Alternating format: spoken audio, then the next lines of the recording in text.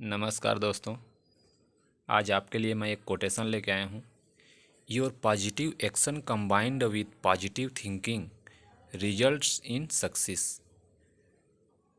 मतलब यदि आपके सकारात्मक काम के साथ साथ सकारात्मक आपका सोच जुड़ जाए तो उसका नतीजा क्या होता है? हमेशा सफलता होता है। तो इस कोटेशन के साथ आज की क्लास शुरू करते हैं। आज हम पढ़ेंगे धातु अधातु। तो जैसे कि यहाँ पे आपके लिए क्वेश्चन लाया हूँ। ये पिछले टीचर एग्ज़ाम में आया हुआ था। धातु ऊष्मा का अच्छा चालक होता है क्योंकि इसमें जो है मुक्त इलेक्ट्रॉनों की संख्या अधिक होती है। ये इसका सही उत्तर था। तो धातु से और अधातु से क्वेश्चन जो है आ सकते हैं। तो देखते हैं हम लोग आज धातु और अधातु। तो आपको धातु और अधातु पता होगा। बहुत सारे तत्व हैं प्रकृति में जिनको हम अधातु धातु में वर्गीकृत करते हैं। जैसे कि यहाँ पे बताया गया है तत्वों का वर्गीकरण धातु और अधातु में किया जाता है। उदाहरण के लिए जैसे कि लोहा, तांबा, सोना, ये सब धातु हैं। धातु जो है इनका मुख्य पहचान क्या होता है कि ये जो ऊष्मा के सुचालक होते हैं, ऊष्मा के सुचालक होते हैं और ये ठोस होते हैं। इनमें चमक पाया जाता है। ये इनके मुख्य पहचान है। जैसे कि यहाँ लोहा, तांबा, सोना, इनमें अक्सर आवाज़ होता है। और अधातु क्या क्या होते हैं? कार्बन, गंधक, हाइड्रोजन, ऑक्सीजन, ये सब अधातु के एग्जाम्पल हैं। आगे देखते हैं मुख्य धातु। पहले धातु के बारे में देखते हैं। धातु जो है प्रायः ठोस होती हैं, अभी मैं बताया। लेकिन एक धातु आप जानते होंगे जिसको बोलते हैं पारा। पारा ही एक ऐसा धातु है जो कि द्रव अवस्था में पाया जाता है। थर्मामीटर में उपयोग करते हैं, आप लोग जान रहे होंगे। जब बुखार होता है तो डॉक्टर उससे चेक करते हैं कि किस प्रकार से हमारा टेम्परेचर कम है, ज़्यादा है। धातु विद्युत और ऊष्मा के सुचालक होते हैं। अभी मैं बताया कि धातु क्या होते हैं? विद्युत के और ऊष्मा के सुचालक होते हैं। अर्थात इसमें विद्युत को प्रवाहित होने देती है। तो जैसे कि वायर में भी हम लोग उपयोग करते हैं, इलेक्ट्रॉनिक्स में तांबे का तार उसमें अंदर में उपयोग होता है। तो ये आपको एग्जाम्पल, ये जो क्वेश्चन है यहाँ पे एग्जाम्पल दिया हुआ है, यह क्रम पूछा जा सकता है। एग्जाम में अक्सर आता है कि इस तरह से चार तत्व दे दिया जाएगा: चांदी, तांबा, एल्यूमिनियम, टंगस्टन। इनको सुचालकता के क्रम अनुसार जमाइए। तो सबसे अधिक चालकता होती है चांदी। सुचालकता यानी जिसमें विद्युत धारा प्रवाहित होता है। तो चांदी में सबसे अधिक विद्युत धारा प्रवाहित हो सकता है या ऊष्मा भी प्रवाहित होता है, उसको हम भी सुचालक बोलते हैं। तो सबसे ज़्यादा होता है चांदी में, चांदी के बाद तांबा में, फिर एल्यूमिनियम में, फिर टंगस्टन में। ये आपको याद रखना है। देखो यहाँ पे बहुत सारे धातुओं का नाम दिया है। जैसे कि पहला है एल्यूमिनियम।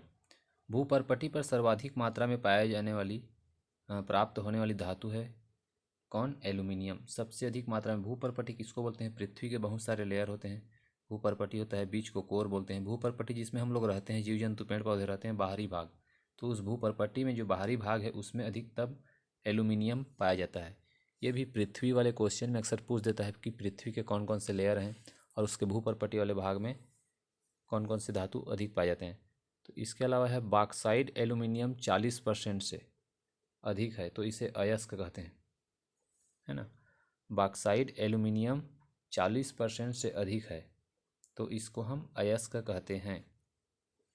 इस बॉक्साइट से एल्यूमिनियम निर्माण में बहुत अधिक विद्युत की आवश्यकता होती है, इसलिए इसे पावर प्लांट के पास में लगाते हैं।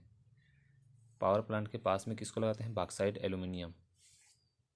यदि बॉक्साइट में एल्यूमिनियम 40% से अधिक है तो वो उसका अयस्क कहलाएगा।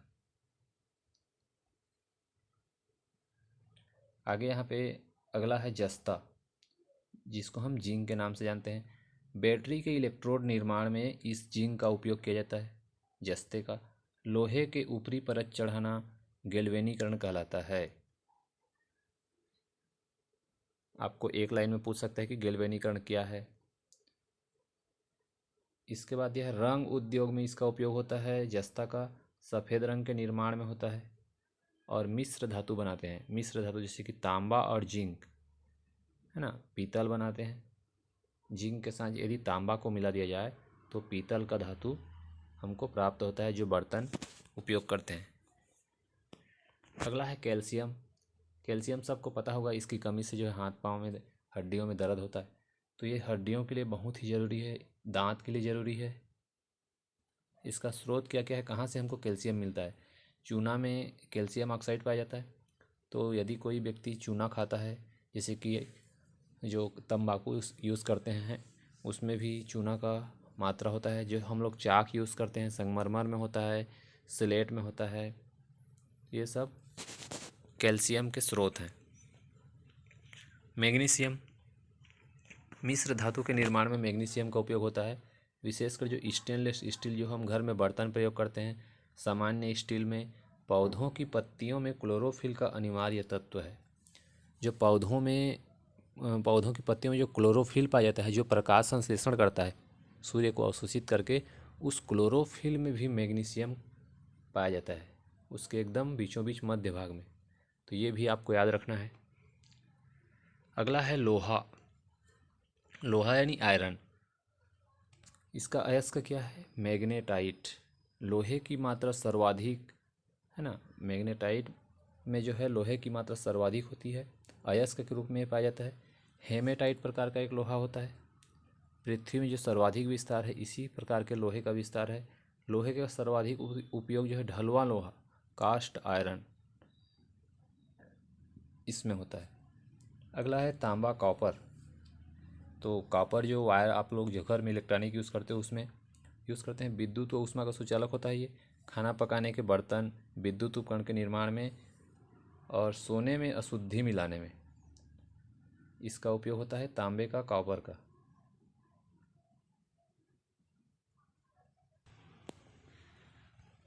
अगला है चांदी,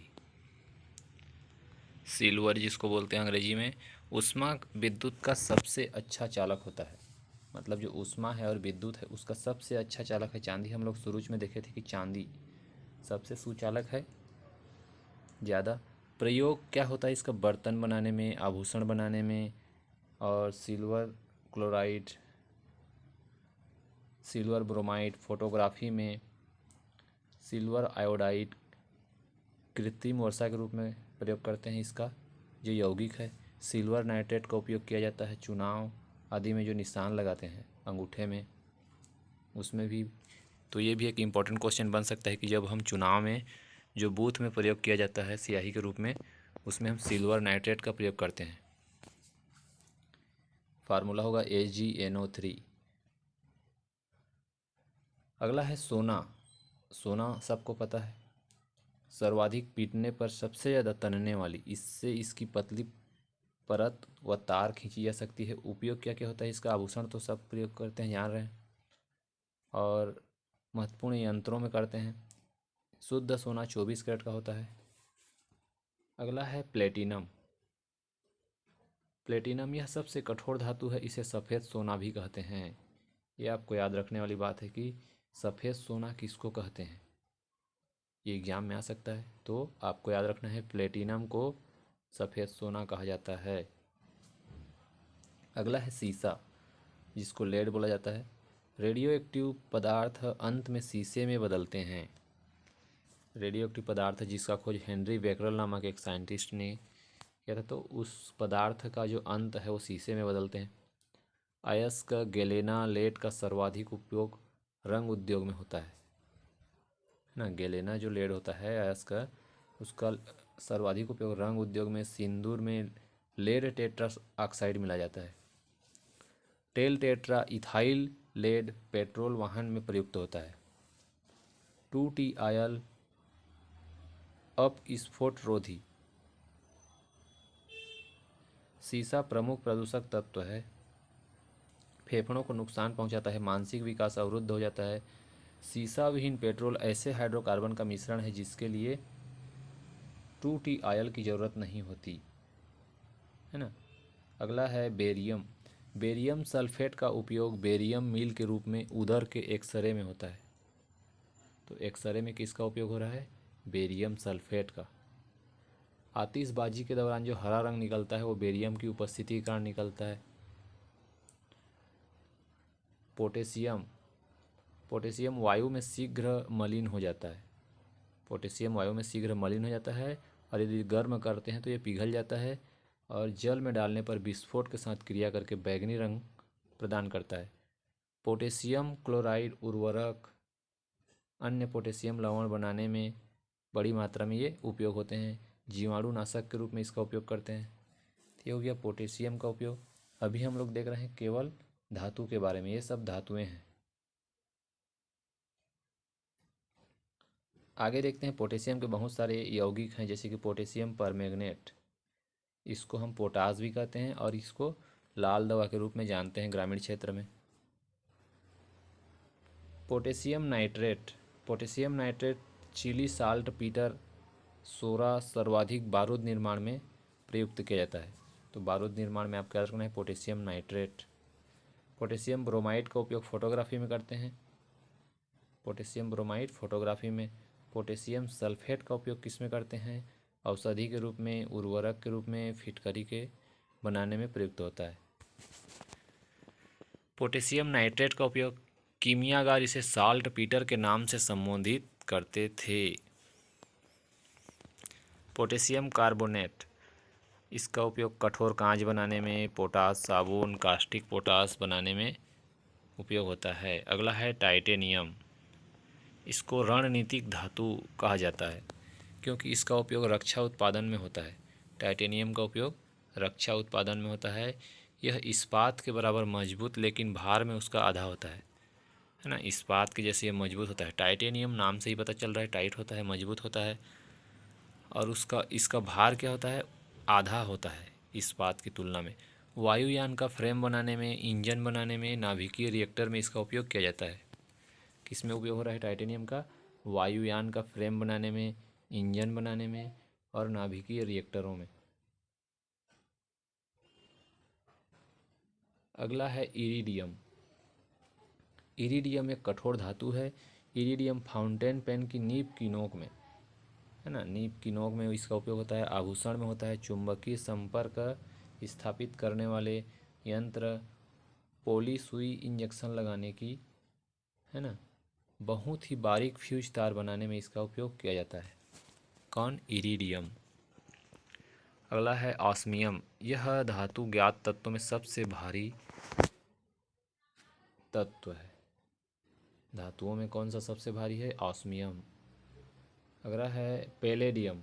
पैलेडियम का निर्माण, इसका उपयोग करते हैं वायुयान के निर्माण में, पैलेडियम का उपयोग किया जाता है। आगे देखते हैं मरकरी, जिसको हम पारा के नाम से जानते हैं, सबको पता होगा। यही एक ऐसा धातु है जो द्रव रूप में पाया जाता है। और पारा जो है मुक्त अवस्था में बहुत ही अदा कदा मिलता है। इसका मुख्य अयस्क सीने बार होता है ना। सीने बार इसका मुख्य अयस्क होता है, जिसे ऑक्सीकृत करने पर पारा हमको मिलता है। इसका उपयोग जानते होंगे आप लोग। द्रव अवस्था में रहता है ये। उच्च घनत्व, न्यून वाष्प दबाव के कारण पारा का उपयोग थर्मामीटर में करते हैं, बैरोमीटर, मैनोमीटर, अन्य मापक उपकरणों में होता है। पारा के अनेक यौगिक औषधि के रूप में उपयोगी हैं। Mercury chloride, benzoate, cyanide, salicylate, iodide आदि कीटाणुनाशक गुण वाले यौगिक हैं। सभी में क्या है, इसमें पारा है। मर्क्यूरोक्रोम चोट आदि में लगाया जाता है। इसके कुछ यौगिक चर्म रोग में लाभकारी सिद्ध हुए हैं। पारा अनेक धातुओं से मिलकर मिश्र धातु बनाता है, जिनमें अमलगम में अनिवार्य तत्व होता है ये पारा। आगे है परमाणुवीय खनिज धातु, है ना। जो परमाणुवीय खनिज धातु हैं उनको देखते हैं।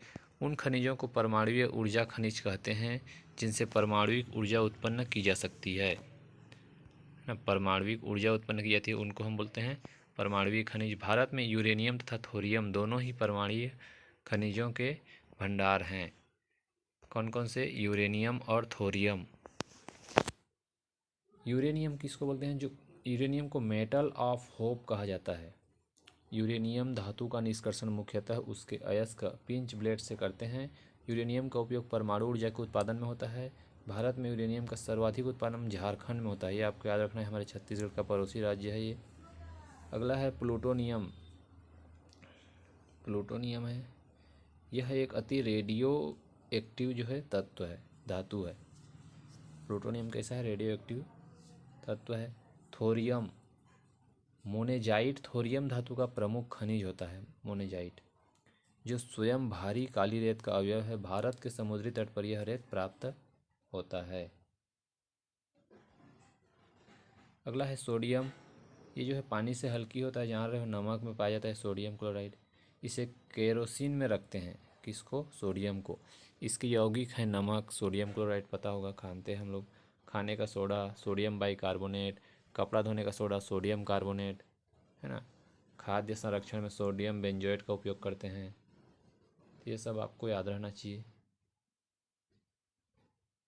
तो ये था धातु। अब हम लोग देखते हैं अधातु के बारे में। हाइड्रोजन सबसे हल्का तत्व है, सबको पता होगा, इसका परमाणु क्रमांक 1 होता है। हल्की गैस, ज्वलनशील, रॉकेट में ईंधन के रूप में प्रयुक्त होता है। सूर्य से ऊर्जा हाइड्रोजन के संलयन से प्राप्त होता है। जो सूर्य हमको ऊर्जा दे रहा है, वहाँ पे कंटिन्यू हाइड्रोजन का संलयन हो रहा है। अक्रिय गैस, अक्रिय गैस उन गैसों को कहते हैं जो साधारणतः रासायनिक अभिक्रियाओं में भाग नहीं लेती और सदा मुक्त अवस्था में पाए जाते हैं। ये रासायनिक अभिक्रिया में भाग नहीं लेंगे, मतलब किसी के साथ क्रिया नहीं करेंगे। इनमें क्या क्या आता है? हीलियम है, नियान है, आर्गन, जीनान, रेडान। ये सब क्या है? अक्रिय गैस है। आपको पूछा जा सकता है कि इनमें से कौन सा अक्रिय गैस नहीं है। ये 3 ऑप्शन दे देंगे और कोई एक आधा और गैस दे देगा। तो इस तरह से अक्रिय गैस हमको याद रखना चाहिए: हीलियम, नियान, आर्गन, जीनान, रेडान। ये उत्कृष्ट गैसों के नाम से भी प्रसिद्ध हैं। अक्रिय गैस को हम किस में जानते हैं और किस नाम से? नोबल गैस बोलते हैं या उत्कृष्ट गैस भी बोलते हैं। अक्रिय गैस क्या होते हैं? रंगहीन, गंधहीन, स्वादहीन होती हैं और ये एक परमाणु गैसें हैं। केवल इसमें एक ही प्रकार के परमाणु पाए जाएंगे। अगला है हीलियम। हीलियम अक्रिय गैसों का एक प्रमुख सदस्य है। वर्ण रहित, गंधहीन, स्वादहीन गैस है। ताप, ध्वनि, विद्युत का सुचालक है। देखो ये अधातु है, फिर भी एक विद्युत का सुचालक है। तो आपको याद रखना है, हीलियम एक अधातु होते हुए भी विद्युत का सुचालक है। उपयोग क्या क्या है? वायु पोत में हाइड्रोजन के स्थान में अब हीलियम का प्रयोग होता है। मौसम का पता लगाने के लिए बैलूनों में, हल्की धातुओं को जोड़ने में और औषधियों में, विशेषतः दमे और अन्य श्वसन रोग में ऑक्सीजन के साथ मिलकर कृत्रिम श्वसन में हीलियम का उपयोग बढ़ रहा है। तो श्वसन वाले जो रोग हैं उसमें भी ऑक्सीजन के साथ मिला रहे हैं, धातुओं को जोड़ने में इसका काम कर रहे हैं, है ना। वायु से बहुत हल्की होती है ये, अतः बड़े बड़े हवाई जहाज़ के टायर में इसी गैस को भरते हैं क्योंकि ये हल्की होती है। अगला है नियान गैस। ये भी एक अक्रिय गैस है। बहुत कम दाब पर नियान से भरी ट्यूब में विद्युत गुजारने पर नारंगी रंग की चमक पैदा होती है, जिसका विद्युत संकेतों में उपयोग करते हैं, है ना। विद्युत संकेत में उपयोग करते हैं नियान का। आर्गन है एक अक्रिय गैस। नाइट्रोजन के साथ मिलकर आर्गन विद्युत के बल्बों में तथा रेडियो वाल्वों और ट्यूबों में प्रयुक्त किया जाता है। तो आपको याद रखना है कि विद्युत के बल्ब में नाइट्रोजन के साथ मिलकर आर्गन का प्रयोग होता है, रेडियो वाल्वों में होता है, ट्यूबों में होता है। ये है नियान आर्गन गैस का उपयोग। आर्गन के बाद है रेडान। यह घातक फोड़ों और ठीक न होने वाले घावों के इलाज में काम आती है। जो ठीक नहीं होते हैं फोड़े और घाव, उनमें उपयोग होता है। सल्फर, इसका उपयोग पेट्रोलियम शोधन में, मानवीय औषधि निर्माण में। सल्फर डाइऑक्साइड अम्ल वर्षा का प्रमुख कारण है। आपको एक ये क्वेश्चन आ सकता है कि सल्फर डाइऑक्साइड, ये ऑप्शन में रह सकता है कि अम्ल वर्षा का प्रमुख कारण क्या है, तो आपको बताना है सल्फर डाइऑक्साइड SO2, ये है अम्ल वर्षा का प्रमुख कारण। लहसुन में गंध का कारण सल्फर की उपस्थिति होता है, तो लहसुन में क्या पाया जाता है? Sulphur gas. फास्फोरस है अगला, दांत और हड्डी के निर्माण के लिए आवश्यक है ना। आपको एग्जाम क्वेश्चन में पूछ सकता है कि दांत और हड्डी के निर्माण के लिए कौन सा ये तत्व आवश्यक है। आपको ऑप्शन में दे देगा 4-5, तो फास्फोरस है। मानव शरीर में व पौधों में प्रतिरोधक क्षमता का विकास करता है। ये महत्वपूर्ण औषधि में उपयोग होता है। माचिस में लाल फास्फोरस का उपयोग किया जाता है। ये एक इम्पोर्टेंट लाइन है। अगला है कार्बन। प्रत्येक जीव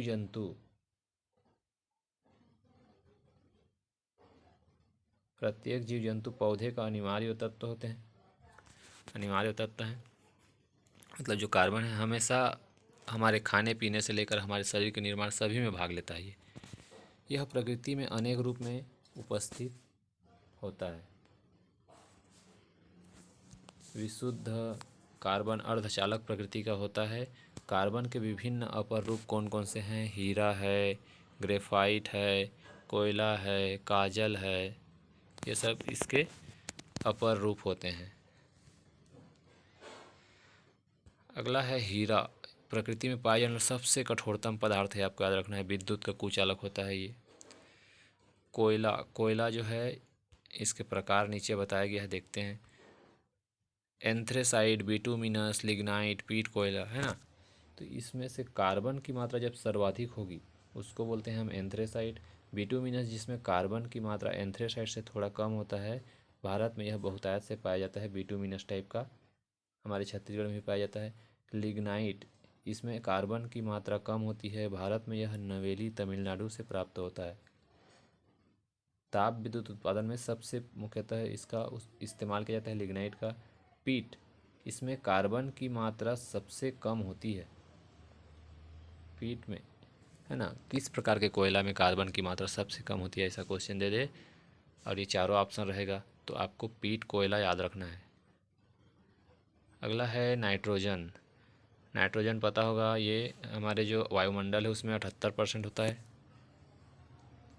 समस्त जैव पदार्थों में इस तत्व का आवश्यक स्थान है। वायुमंडल में सर्वाधिक मात्रा में 78% पाया जाता है।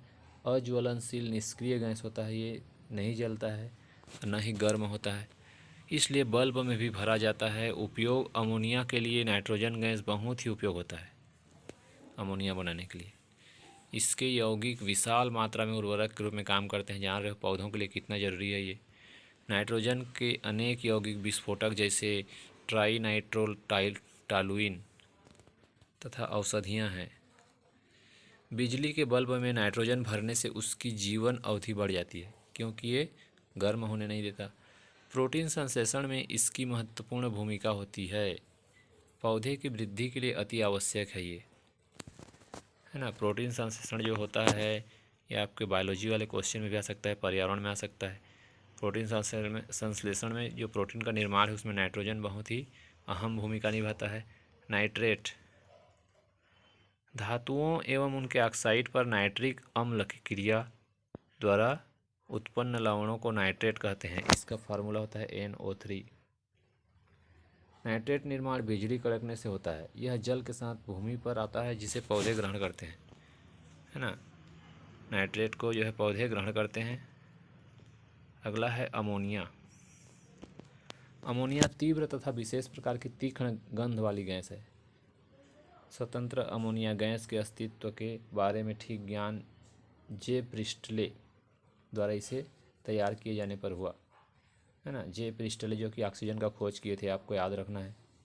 अमोनिया की पहचान उसकी विशेष गंध या गीले लाल लिटमस को नीला करने या हल्दी के कागज़ को भूरा लाल करने अथवा नेस्टलर के रीएजेंट में भूरा रंग उत्पन्न करने से की जाती है।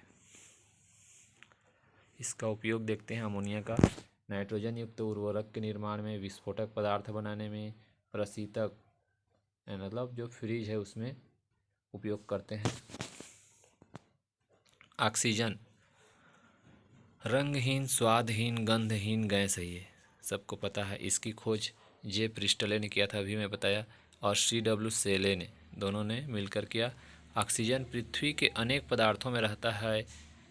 वास्तव में यह अन्य तत्वों की तुलना में इसकी मात्रा सबसे अधिक है। ऑक्सीजन वायुमंडल में स्वतंत्र रूप से मिलता है और कितना परसेंट होता है? 21%। आयतन के अनुसार इसका लगभग 5वां भाग है। ऑक्सीजन पानी में थोड़ा घुलनशील है। 5वां भाग क्यों बताया? क्योंकि 20/500 तो ये 21% है, इसीलिए 5वां भाग बताया गया है वायुमंडल का। जो जलीय प्राणियों के श्वसन के लिए सबके आवश्यक है, हमारे लिए आवश्यक है, सबको पता है। वायुमंडल में 21% यहाँ लिख दिया है, अब देखो। भूपर्पटी में इसकी मात्रा सर्वाधिक है। भूपर्पटी का 50% भाग ऑक्सीजन से ही बना है और यह जलने में सहायक गैस है। जलने में सहायक गैस कौन सा है? ऑक्सीजन। जलने वाली चीज़ों को बुझाने में जो अग्निशामक यंत्र में किसको उपयोग करते हैं? CO2। CO2 बुझाने में काम आता है, कार्बन डाइऑक्साइड, और ऑक्सीजन जलने में हेल्प करता है। ऑक्साइड किसी तत्व के साथ ऑक्सीजन जब मिलता है तो उसको हम उसका ऑक्साइड कहते हैं। ये सर्वत्र बहुतायत से मिलते हैं। हाइड्रोजन का ऑक्साइड पानी पृथ्वी पर बहुत बड़ी मात्रा में है ना, जैसे कि H2O, हाइड्रोजन का ऑक्साइड हुआ नहीं, 70% पानी पृथ्वी घिरा है, जान रहे हो। प्रति ऑक्सीकारक, एंटीऑक्सीडेंट, प्रति ऑक्सीकारक या प्रति उपचारक वे यौगिक होते हैं जिनको अल्प मात्रा में दूसरे पदार्थों में मिला देने से वायुमंडल के ऑक्सीजन के साथ उनकी अभिक्रिया का निरोध हो जाता है। इन यौगिकों को ऑक्सीकरण या निरोधक, ऑक्सीडेंट इनहिबिटर बोलते हैं तथा स्थायीकारी स्टेबलाइजर भी कहते हैं, है ना। एंटीऑक्सीडेंट जो ऑक्सीजन को हटाने का काम करते हैं, उसको रोकते हैं ऑक्सीजन से साथ अभिक्रिया करने से। इनहिबिटर मतलब रोकने का काम करते हैं। आगे दिया है ओजोन। ओजोन ऑक्सीजन का अपर रूप है। इसका फार्मूला आपको पता होगा, O3 होता है ना। अल्प मात्रा में हवा में पाया जाता है। साधारण ताप पर ओजोन हल्के नीले रंग की गैस है जो हवा में बहुत ही अल्प मात्रा में रहने पर भी अपने विशेष गंध से पहचानी जा सकती है। ओजोन से कीटाणुओं, अन्य गंदी कार्बनिक वस्तुओं का ऑक्सीकरण होता है। इसलिए पीने का पानी शुद्ध करने तथा उसे दुर्गंध दूर करने के लिए ओजोन का उपयोग होता है। कागज, तेल अथवा ऐसी ही अन्य औद्योगिक वस्तुओं को रंगहीन बनाने में ओजोन उपयोगी होता है। प्रकृति में प्राप्त मूल तत्व 92 हैं। इसके अलावा मानव निर्मित तत्व भी हैं जिससे दोनों प्रकार के तत्वों की संख्या अब टोटल 114 हो चुकी हैं। ये भी याद रखना है, प्राकृतिक तत्व 92 हैं और मानव निर्मित को मिलाकर 114 हैं टोटल। सबसे हल्की गैस है हाइड्रोजन। इसका परमाणु क्रमांक 1 भी होता है, पता है सबको, याद रहना चाहिए। सबसे हल्की धातु बोलने से लिथियम है। हल्की धातु लिथियम। भारी धातु ऑस्मियम। कठोर पदार्थ सबको पता है हीरा। और सबसे कठोर धातु है प्लेटिनम। ठीक है, तो ये सब हमने इम्पोर्टेंट चीज़ें जाना। अगला है हैलोजन।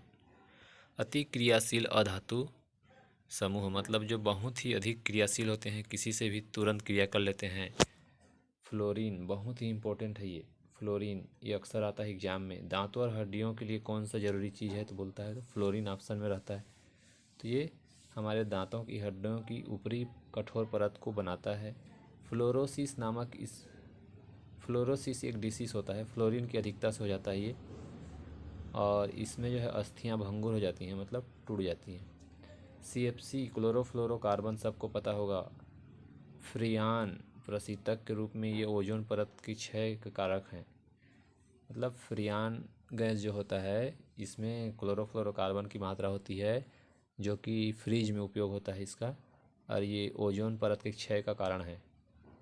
अगला है क्लोरीन। विरंजक के रूप में कपड़े या कागज़ का रंग उड़ाने के लिए प्रयोग किया जाता है, और जीवाणुनाशक के लिए क्लोरीन का उपयोग करते हैं। जान रहे पानी को हम लोग साफ करने के लिए भी क्लोरीन गोली यूज़ करते हैं।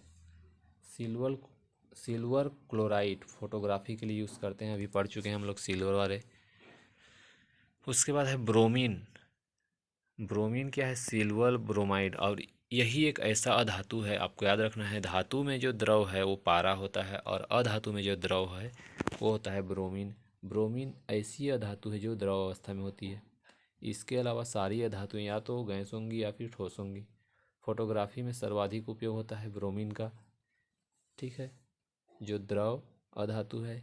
कीटनाशक औषधि के निर्माण में भी होता है। मिथाइल ब्रोमाइड कीटनाशक। वर्तमान में इस पर प्रतिबंध की मांग, ओजोन परत की सुरक्षा के लिए इसका प्रतिबंध की मांग किया गया है। अगला है आयोडीन। यह ठोस होता है, गर्म करने पर सीधे गैस में परिवर्तित हो जाता है। यह प्रक्रिया ऊर्ध्वपातन कहलाती है।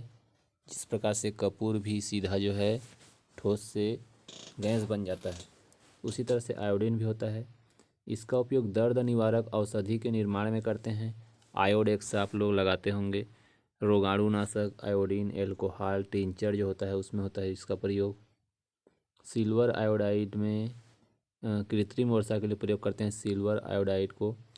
और आयोडीन की कमी से घेंघा रोग होता है, ये आपको पता भी होगा, है ना। हमारे जो थायराइड ग्रंथि होता है गले में, थायराइड ग्रंथि, तो इसके लिए हमको आयोडीन युक्त नमक खाने की सलाह दी जाती है डॉक्टरों द्वारा। अगला है अर्धधातु या उपधातु। आधुनिक आवर्त सारणी में एक टेढ़ी मेढ़ी रेखा धातुओं को अधातुओं से अलग करती है।